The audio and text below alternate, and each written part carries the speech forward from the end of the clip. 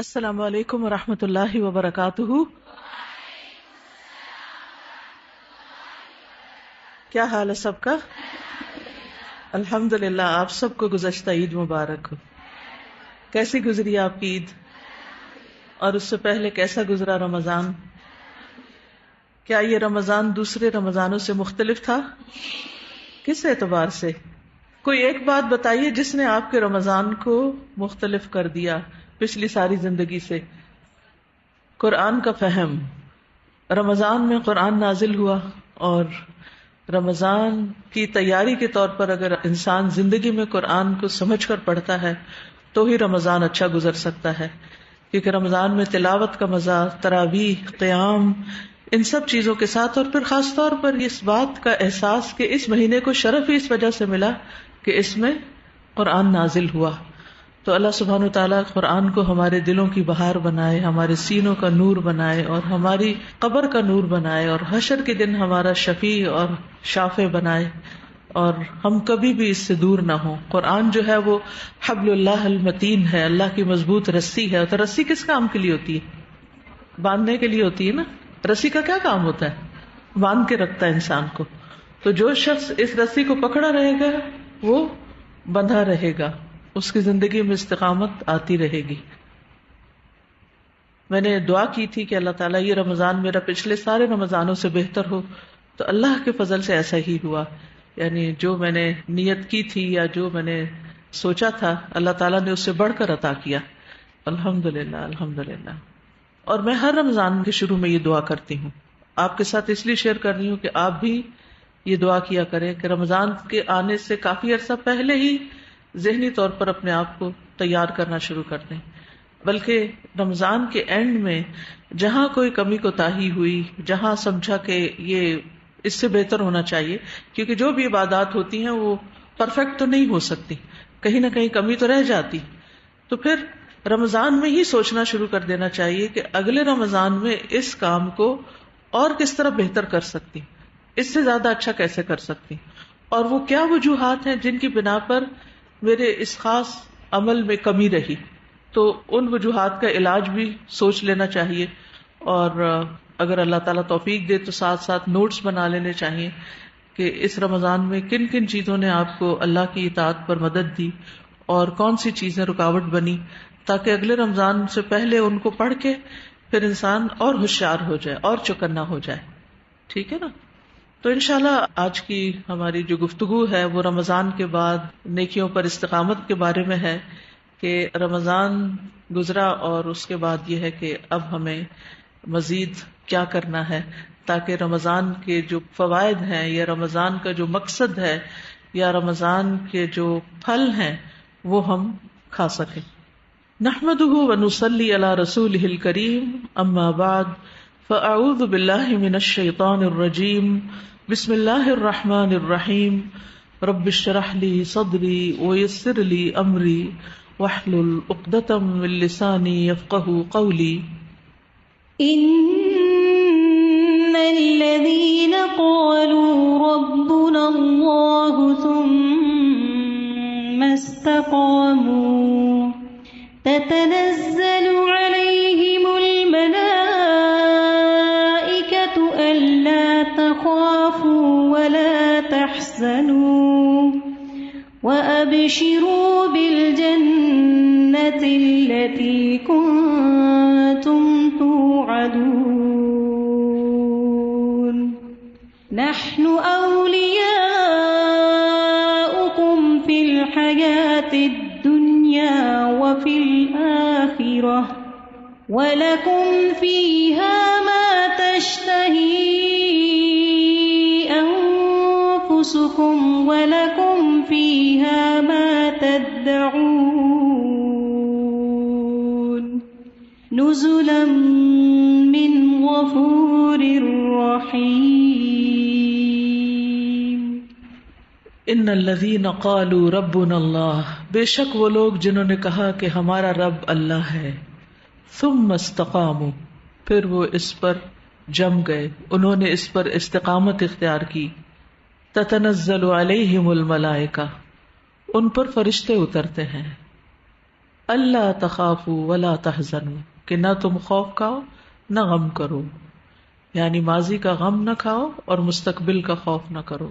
وَأَبْشِرُوا بِالْجَنَّةِ الَّتِي كُنْتُمْ تُوعَدُونَ، خوشخبری پاؤ اس جنت کی جس کا تم وعدہ دیے جاتے ہو۔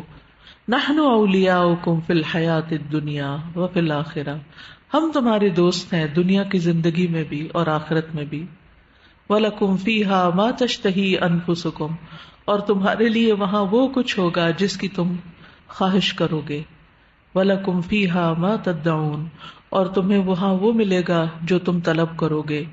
نُزُلًا مِّن غَفُورٍ رَحِيمٍ، یہ غفور الرحیم رب کی طرف سے میزبانی ہوگی، تم اس کے مہمان ہوگے۔ تو اس سے بڑی خوشخبری کیا ہو سکتی ہے کہ جو شخص ایمان لا کر اور ایمان میں عمل صالح شامل ہوتے ہیں، ایمان لا کر عمل صالح کر کے استقامت اختیار کرتے ہیں، جم جاتے ہیں، جن نیکیوں کو اختیار کرتے ہیں پھر ان کو چھوڑتے نہیں، ان کے ساتھ کنٹینیو کرتے ہیں، تو ان کو فرشتوں کا ساتھ حاصل ہوتا ہے، فرشتوں کی مدد حاصل ہوتی ہے، فرشتے ان کے دوست بن جاتے ہیں، فرشتے ان کے دلوں میں اچھے خیالات ڈالتے ہیں، فرشتے ان کے لیے کاموں کو آسان کرتے ہیں، یعنی نیکی کے رستے پر چلنا آسان کر دیتے ہیں۔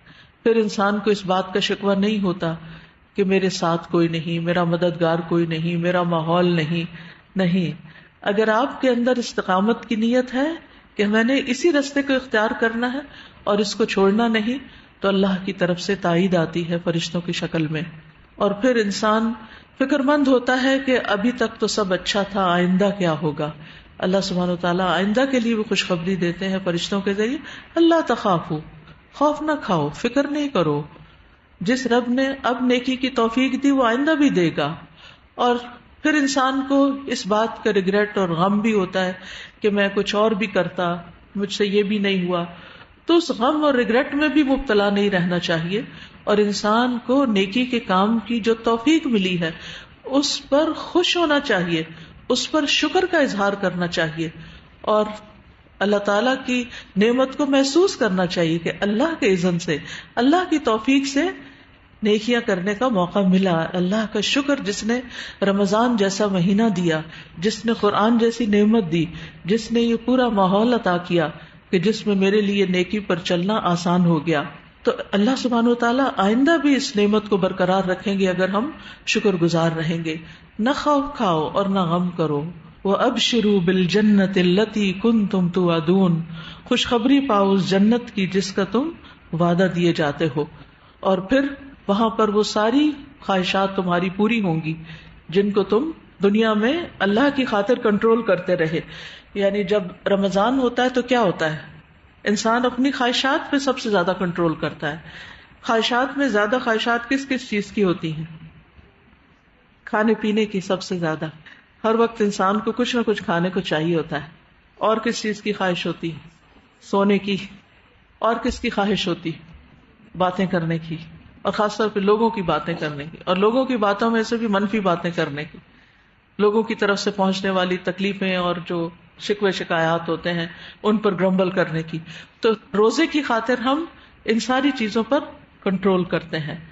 تو جنت میں تو خیر لغو باتیں نہیں ہوں گی اور نہ حرام کوئی گفتگو ہوگی، لیکن یہ ہے کہ وہاں پر انسان کو کوئی روک ٹوک نہیں ہوگی کہ کب کس سے کیا بات کرے۔ اور جو لوگ دنیا میں اپنی سعادت کو کنٹرول کر کے اچھی باتیں کرنا سیکھ جاتے ہیں، اپنا ذائقہ بدل لیتے ہیں اور پورے مہینے کے اس ٹریننگ پروسیس سے گزر کر اپنی گفتگو کا سٹائل چینج کر لیتے ہیں، کیونکہ پورا مہینہ روک کر اپنے آپ کو رکھا ہوتا ہے، تو پھر رکنے کی بھی عادت پڑ جاتی ہے۔ تو اللہ سبحانہ وتعالیٰ ان کے لیے جنت کا وعدہ کرتے ہیں، یعنی اگر تم ایمان پر عمل صالح پر استقامت اختیار کرو گے تو تمہارے لیے جنت ہے۔ ہم دنیا میں بھی تمہارے دوست ہیں، آخرت میں بھی ہوں گے۔ دنیا میں دوستی کا مطلب کیا ہے کہ نیکی کے کاموں پر تمہارے مددگار ہوں گے، کیونکہ فرشتے جو ہیں وہ گناہ کے کاموں پر مددگار نہیں ہوتے۔ گناہ کے کاموں میں کون مددگار ہوتا ہے؟ شیطان اکساتا ہے، یس۔ اور دنیا میں اگر اللہ کی خاطر اپنی خواہشات کو کنٹرول کرو گے، اپنی اشتہا کو، تو وہاں تمہیں سب کچھ مل جائے گا اور رب کے مہمان بنو گے۔ اس سے بڑی خوشخبری اور کیا ہو سکتی ہے؟ تو جیسا کہ ہم جانتے ہیں کہ رمضان میں ہم نے ایک گول سیٹ کیا تھا، اور اللہ سبحانہ وتعالیٰ نے ہماری اس طرف رہنمائی کی. وہ کیا تھا؟ روزہ کس لیے فرض کیا گیا تھا؟ کتب علیکم الصیام کما کتب علی الذین من قبلکم لعلکم تتقون، لعلکم تتقون، تاکہ تمہارے اندر تقوی پیدا ہو. تو الحمدللہ ہم نے جو گول سیٹ کیا کہ تقوی پیدا ہو، وہ کسی نہ کسی درجے پر ضرور بہرحال آیا، کیونکہ یہ روزے کا ایک انعام ہوتا ہے، ایک نتیجہ ہوتا ہے. تو ہم پھر دوہرا لیتے ہیں کہ تقوی کا کیا مطلب ہوتا ہے. تقوی کا لفظی معنی ہوتا ہے بچنا. کس سے بچنا؟ گناہوں سے بچنا، محرمات سے بچنا، جن چیزوں کو اللہ نے حرام قرار دیا ان سے بچنا. لیکن صرف بچنا ہی نہیں ہوتا، تقوی نیکی کی طرف بڑھنے کو بھی کہتے ہیں. یعنی اس میں اللہ تعالیٰ کی اطاعت بھی شامل ہوتی ہے اور اللہ کی نافرمانی کے کاموں سے بچنا بھی اس میں شامل ہوتا ہے. بعض سلف صالحین کہتے ہیں کہ اتقوا اللہ حق تقاتہ کا مطلب یہ ہے کہ اللہ کی اطاعت کی جائے، اس کی نافرمانی نہ کی جائے، اس کا ذکر کیا جائے اور اس کو بھولا نہ جائے، اس کا شکر ادا کیا جائے اور ناشکری نہ کی جائے. یہ ہے تقویٰ. تو کیا چیزیں اس میں آ گئی؟ اللہ کی فرما برداری کرنا اور نافرمانی سے بچنا، ذکر کرنا اور بھولنے سے بچنا، شکر کرنا اور ناشکری سے بچنا. تو الحمدللہ رمضان میں یہ چیزیں ہمارے اندر کافی حد تک آ جاتی ہیں. یعنی ہم اطاعت کے کاموں میں دوڑ لگا دیتے ہیں، نافرمانی کے کاموں سے رکتے ہیں، اللہ کا ذکر پہلے سے زیادہ کرتے ہیں، تلاوت قرآن کی شکل میں، نماز کی شکل میں، ذکر اذکار کی شکل میں، قرآن کے فہم کی کلاسز اٹینڈ کرنے کی شکل میں. یعنی ہمارا زیادہ وقت جو ہے اللہ کے ذکر میں گزرتا ہے. تو پھر اس کو بھولا نہ جائے. یعنی یہ نہیں کہ رمضان گزرا تو ذکر بھی فراموش ہو گیا، اور پھر اس کا شکر ادا کیا جائے ان نعمتوں پر اور ناشکری نہ کی جائے. کہ سب سے بڑی نعمت کون سی ہے؟ قرآن، اسلام، ایمان، یہ ساری بڑی بڑی نعمتیں ہیں.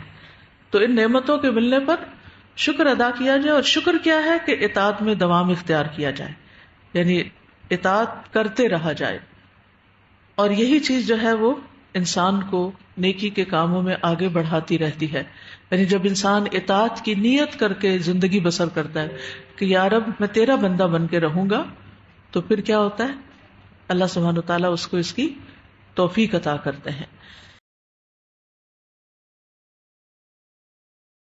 انشاءاللہ آپ دیکھیں گے کہ اگر آپ نے نیت کر لی نا، اور یاد رکھیں نیت کے ساتھ اگر آپ دعا کریں گے نا کہ یا اللہ میں نے یہ کام کرنا ہے، آپ مجھے توفیق دیں، مجھ سے کروا لیں، شیطان کو مجھ سے دور رکھیں، بس مجھے کرنا ہے. دنیا کے کاموں میں ہم ضد لگا لیتے ہیں، یہ کر کے چھوڑنا ہے. تو نیکی کے کام میں کیوں نہیں ضد لگاتے اپنے آپ سے کہ کر کے چھوڑنا ہے؟ اور آپ یقین کریں کہ وہ 5 منٹ، اگر 2 رکعت پڑھنی 5 منٹ، وہ 5 منٹ اگر آپ نے نکال لیے نا اپنی زندگی میں سے، اور اگر 5 کے 10 نکال لیے تو باقی بہت سے کاموں میں آپ کا وقت بچے گا. کیا رمضان میں وقت کی برکت نہیں ہوئی؟ کون سی چیز چھوٹ گئی؟ ٹھیک ہے کچھ غیر ضروری چیزیں ضرور چھوٹ گئی، لیکن ضروری کام تو کھایا پیا سوئے سب کچھ کیا، وہ تو ہو ہی گیا نا.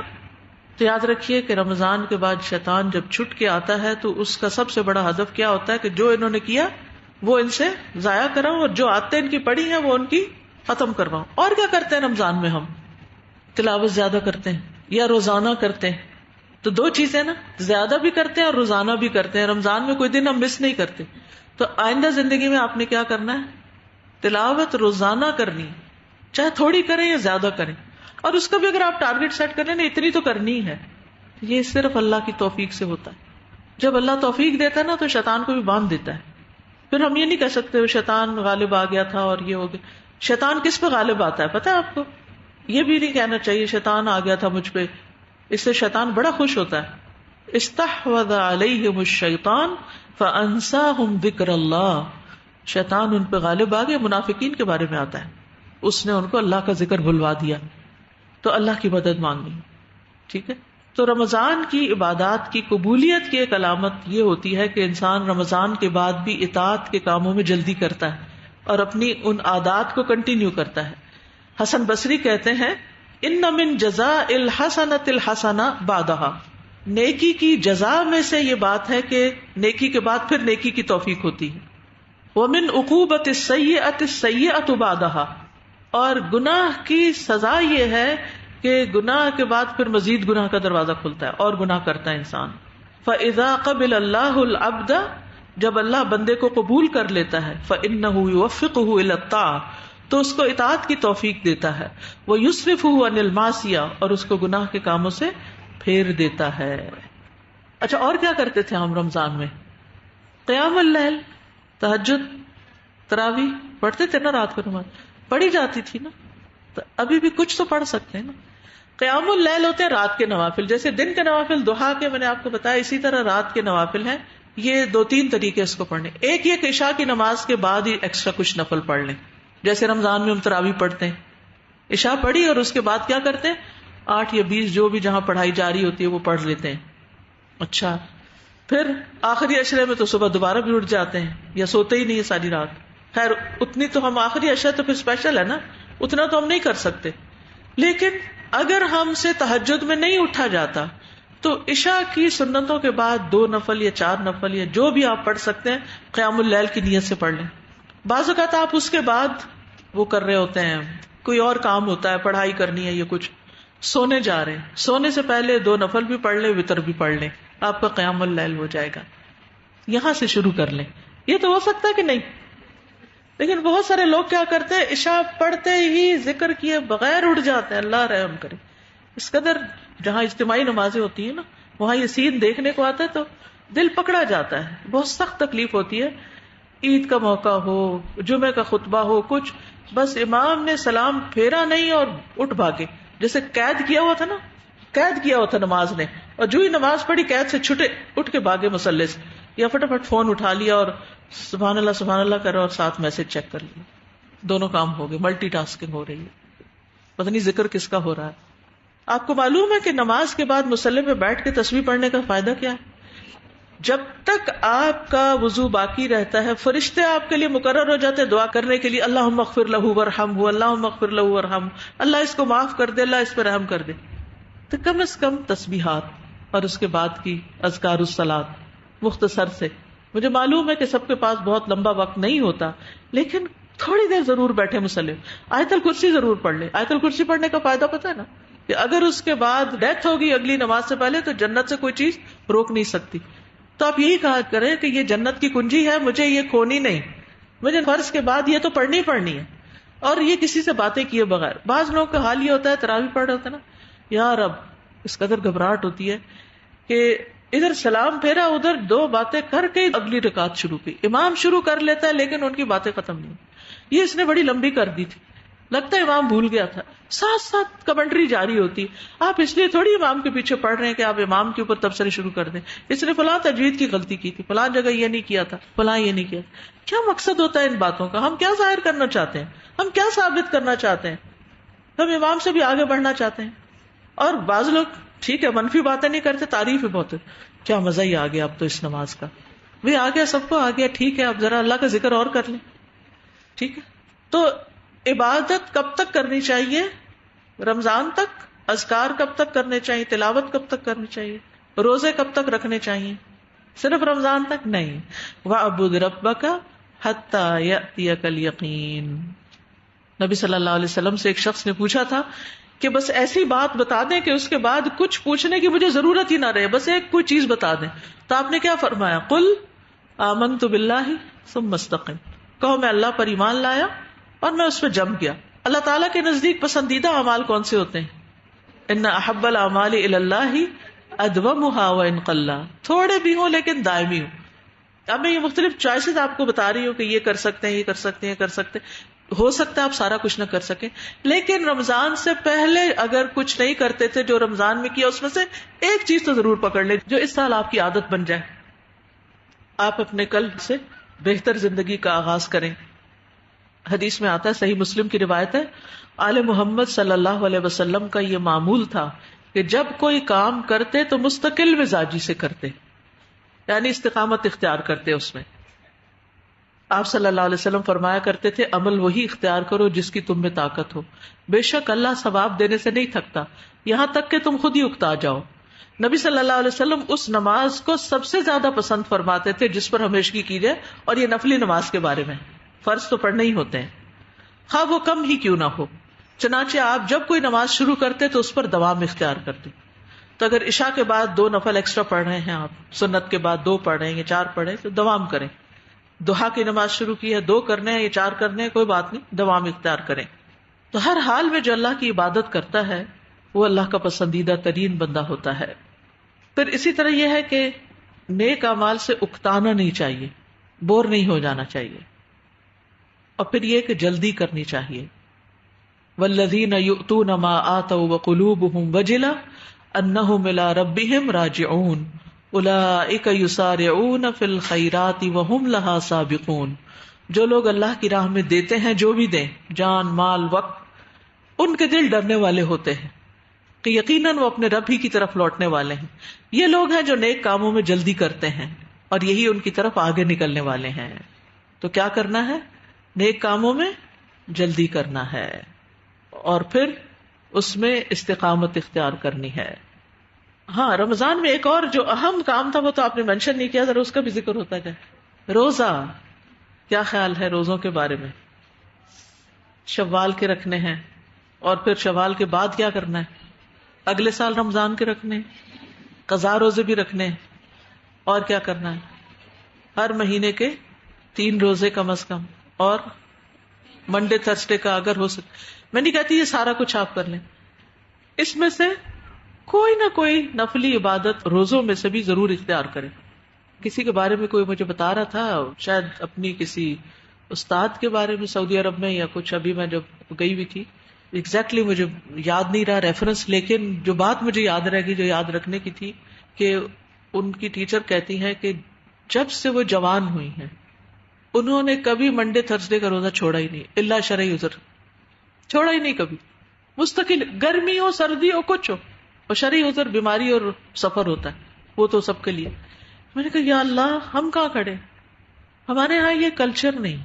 اب بھی اگر آپ مسجد نبوی میں جائیں یا آپ حرم میں جائیں تو منڈے اور تھرسڈے کو آپ کو ملے گا کہ وہاں باقاعدہ لوگ افطار کرنے کے لیے آتے ہیں، بیٹھتے ہیں، اور مغرب کی اذان اور نماز کے بیچ میں افطار کر کے پھر اس کے بعد، یعنی ایک معمول ہے لوگوں کا. لیکن ہمارے ہاں اس کی طرف توجہ نہیں ہے. اگر ممکن ہو، میں یہ نہیں کہتی کہ ہاسٹل کی انتظامیہ پہ مشکل مشقت ڈال دوں اتنا فضائل بیان کر کے، لیکن یہ ہے کہ کچھ نہ کچھ، کوئی نہ کوئی طریقہ، ایٹ لیسٹ شوال کے روزے. شوال کے روزوں کا کیا فائدہ ہے؟ سال بھر کے روزوں کا اجر ملتا ہے، اور اس میں صحیح مسلم کی صحیح حدیث موجود ہے. ٹھیک ہے، جس طرح نئی نئی باتیں ہوتی ہیں نا، تو پھر وہ نئے نئے ٹرینڈز، اب سوشل میڈیا پہ کہیں سے کوئی ویڈیو شیئر ہونے لگتی ہے، زیور پہ زکوٰۃ نہیں، کوئی ایک اوپینین ہوتا ہے اس کو لے کے وہ گھمایا جاتا ہے کہ لوگ پریشان ہو جاتے ہیں کہ شاید ہم غلط کر رہے ہیں. حالانکہ زکوٰۃ ادا نہ کرنے پر وعید ہے، اور اس کا ادا کرنا جو ہے احتیاط کے زیادہ قریب ہے، اور اس کے بھی دلائل باقاعدہ موجود ہیں. اس جو پہننے والا زیور اس پہ زکوٰۃ موجود. لیکن اس قدر اس رمضان میں لوگوں نے مجھ سے اس پر سوال کیا بار بار بار بار، کیونکہ کسی ایک عالم نے کوئی فتویٰ دے دیا، وہ سب جگہ گھوم گیا. اسی طرح ایک اور بات کہ امام مالک کہتے ہیں کہ مدینہ والے شوال کے روزے نہیں رکھتے تھے، تو اسے ایک قول کو بنیاد بنا کے صحیح حدیث کو پیچھے کر دیا گیا. تو اگر کوئی کہے کہ پاکستان والے منڈے تھرسڈے کا روزہ نہیں رکھتے اس لیے کوئی بھی روزہ نہ رکھے، تو آپ کیا کہیں گے؟ روزہ چھوڑ دیں گے؟ نہیں، پاکستان اسلامی جمہوریہ پاکستان ہے. عوام الناس جو ہوتے ہیں، عوام الناس بعض اوقات نفلی عبادات کو وہ توجہ نہیں دیتے. تو اس لیے بہت ضروری ہے کہ جس چیز کے اوپر امت کا ایک تعامل رہا ہے اور ایک اس کی فضیلت بیان ہوئی ہے، تو نفلی عبادات میں اس پر استقامت اختیار کی جائے، اور ادھر ادھر کی باتوں کی وجہ سے نیک عمل کو نہ چھوڑا جائے. نیکی پر استقامت کا جو فائدہ ہے وہ کیا ہے؟ کوئی بتائے گا مجھے؟ نیکی پر استقامت کا فائدہ کیا ہے؟ دیکھیے، حسن خاتمہ کا سبب ہے. یہ بس ایک جملہ یاد رکھیے، نیکی پر استقامت حسن خاتمہ کا سبب ہے. وَاعْبُدْ رَبَّكَ حَتَّى يَأْتِيَكَ الْيَقِينُ. اگر اپنے رب کی عبادت آپ موت کی، یقین یہاں موت مراد ہے، موت تک کریں گے تو موت بھی اچھی آئے گی. تو جو اطاعت پر زندگی بسر کرتا ہے اللہ تعالیٰ اس کا خاتمہ بھی نیکی کے کام پر کرتا ہے. کچھ عرصہ پہلے میں نے ایک آرٹیکل پڑھا تھا جو کئی قسطوں میں آیا تھا کہ شروع سے لے کر تاریخ میں اب تک وہ کون کون سے لوگ ہیں جو نون ہسٹری میں ریکارڈڈ ہیں کہ جو سجدے کی حالت میں فوت ہوئے. اتنا انٹرسٹنگ تھا وہ کہ میں ایک ایک کو پڑھتی تھی اور میں کہتی یا اللہ مجھے پتہ چلے ان کا وہ کون سا نیک عمل تھا جس کی وجہ سے ان کو سجدے میں موت آئی. تو ہو سکتا ہے وہ چھپ کے نفلی عبادات کرتے ہوں, سجدے ذوق و شوق سے کرتے ہوں. سجدہ نماز کو بھی تو سمبلائز کرتا ہے نا. اسی طرح پچھلے دنوں ملائیشیا کے ایک امام کی ڈیتھ ہوئی ہے جو جمعے کے دن شوال یعنی رمضان کے بعد پہلا جمعہ خطبہ دیتے ہوئے دنیا سے رخصت ہوئی اور سب کے سامنے لا الہ الا اللہ بھی پڑھی. تو ہم میں سے ہر ایک کو شوق ہے نا اس کا خاتمہ اچھا ہو, ہے یا نہیں؟ ہم جیسے بھی ہوں لیکن ہمارا یہ شوق بہت ہے کہ ہمارا خاتمہ اچھا ہو. جس کو یہ پسند ہو کہ اس کا خاتمہ اچھا ہو پھر وہ نیکیوں کے کاموں پر دوام اختیار کرے, چاہے تھوڑا سا ہی کیوں نہ ہو, چھوٹا سا کام ہی کیوں نہ ہو. رمضان میں اور زیادہ کیا کرتے ہیں کام, ایک اور کام بھی ہے جو بھولے میں آپ, صدقہ خیرات. تو صدقہ خیرات کی عادت بھی نہیں جانی چاہیے. یعنی بعض لوگ کیا کرتے ہیں ساری زکوٰۃ رمضان میں نکال دی, صدقہ خیرات بھی خوب ہر پروجیکٹ میں ڈال دی, اس کے بعد خالی ہاتھ ہو کے بیٹھ جاتے ہیں اور اگلے رمضان کا انتظار کرتے ہیں. نہیں, صدقے پر دوام. اگر آپ مثلاً کسی ایسی جگہ جاتے ہیں جہاں روز صدقہ ڈال سکتے ہیں تو ڈال دیجیے. اگر گھر میں ہیں اور روز آپ کو کوئی صدقہ لینے والا نہیں ملتا تو جمع کرتے رہیں. حضرت عائشہ اور حضرت اسماء میں سے ایک کا طریقہ یہ تھا نا, وہ جمع کرتی رہتی پھر اکٹھا کسی کو دے دیتی, اور دوسری بہن جو تھی وہ ساتھ کا ساتھ دے دیتی. بعض اوقات ایسی سچویشن ہوتی ہے ہم روز کا روز دے سکتے ہیں اور بعض اوقات روز غریب کو نہیں دے سکتے یا کسی پروجیکٹ میں نہیں ڈال سکتے, تو اس کے لیے سیونگ کرتے جائیں اور اس میں سے نکالے نہیں دوبارہ, پھر وہ پھر نکل گیا آپ کے ہاتھ سے, آپ اس کو صدقے کی نیت سے الگ رکھتے رہیں اور جہاں موقع ہو جب موقع ہو ساتھ لے جائیں اور آپ اکٹھا ڈال دیں.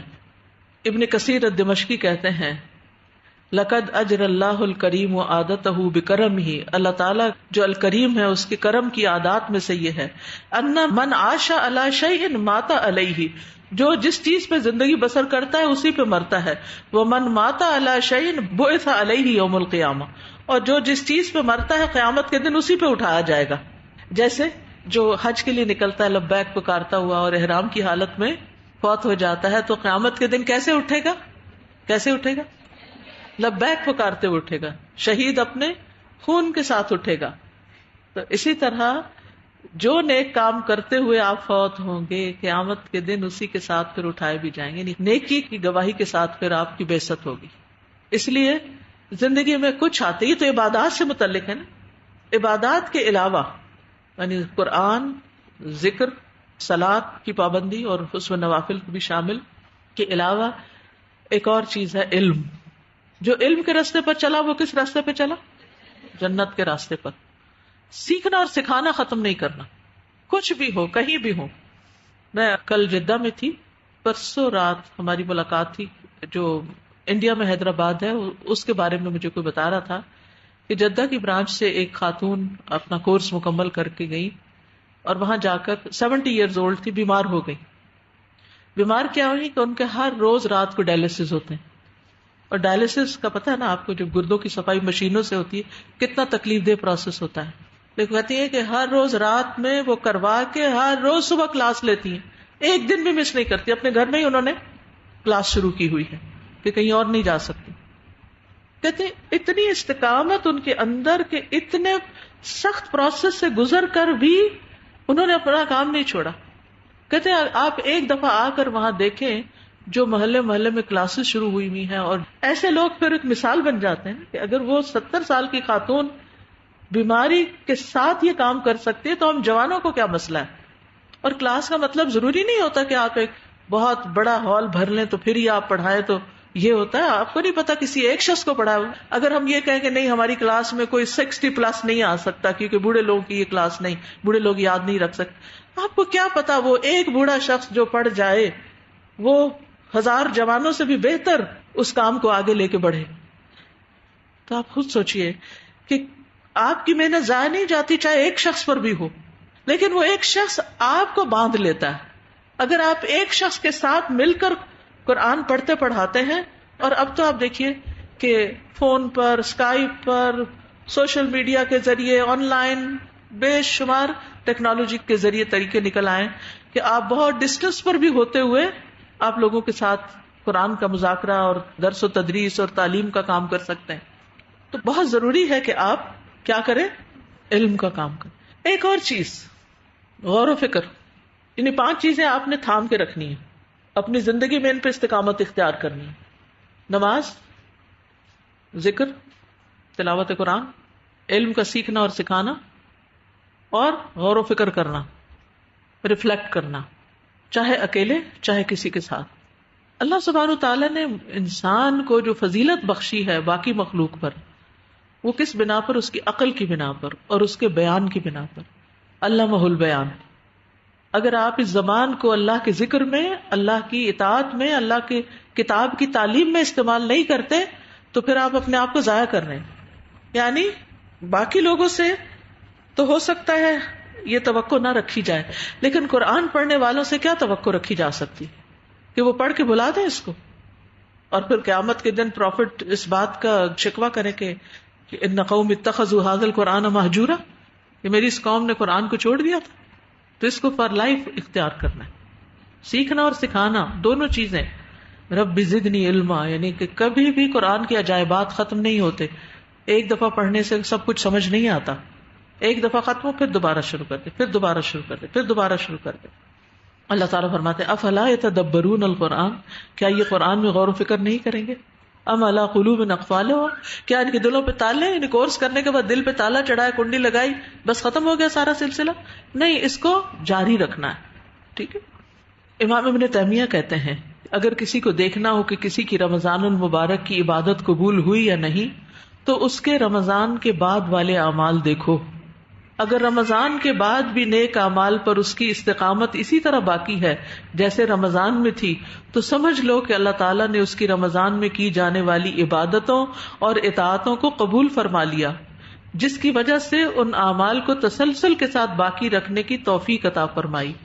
اور جس کو دیکھو کہ رمضان کے بعد اس کے اعمال میں یک لخت فرق آ گیا، ڈراسٹک چینج، وہ رمضان میں کچھ اور تھا وہ کچھ اور بن گیا، اور وہ ہدایت سے بھٹک کر پھر اس راہ کا راہی ہو گیا جس پر وہ رمضان سے پہلے گامزن تھا، تو سمجھ لو کہ اس کا شمار بھی انہی لوگوں میں ہے جن کے متعلق رسول اللہ صلی اللہ علیہ وسلم نے ارشاد فرمایا رب صائم لیس له من صیامہ الا الجوع ورب قائم لیس له من قیامہ الا السحر.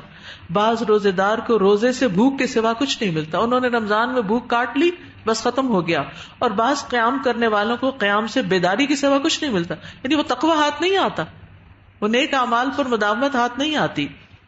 علماء کہتے ہیں کہ اگر حج، عمرہ، روزہ اور دیگر عبادات اللہ کی بارگاہ میں قبولیت کا درجہ پالے تو اس کی نشانی یہ ہے کہ بندہ نیکی کے بعد نیکی کرتا چلا جاتا ہے. ہم میں سے ہر ایک کو یہ فکر ہوتی ہے نا کہ پتہ نہیں ہماری عبادت قبول ہوئی یا نہیں، تو قبولیت کی علامت کیا ہے؟ رمضان کے بعد بھی نیکی کرتے چلے جانا، اور پھر اس بات سے ڈرنا کہ کہیں ہمارے اعمال ضائع نہ ہو جائیں. ٹھیک ہے.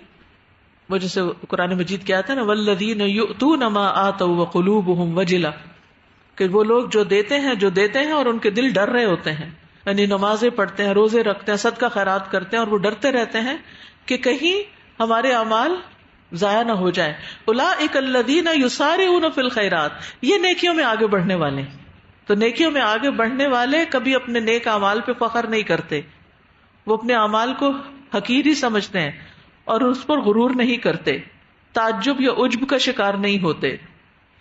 وہ اپنی آخرت کو یاد کرتے رہتے ہیں جس دن انہیں ان اعمال کا بدلہ ملنے والا ہے، اور جس دن انسان کے چھوٹے بڑے گناہوں کا حساب لیا جانے والا ہے.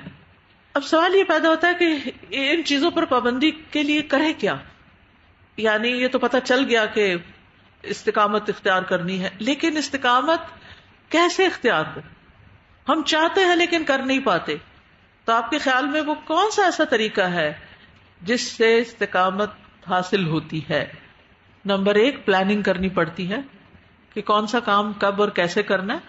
اس کے لیے ٹائم لاک کر لے. جیسے قیمتی چیزوں کو آپ لاک کر لیتے ہیں، پھر کوئی اور ان پہ ڈاکہ نہیں ڈال پاتا.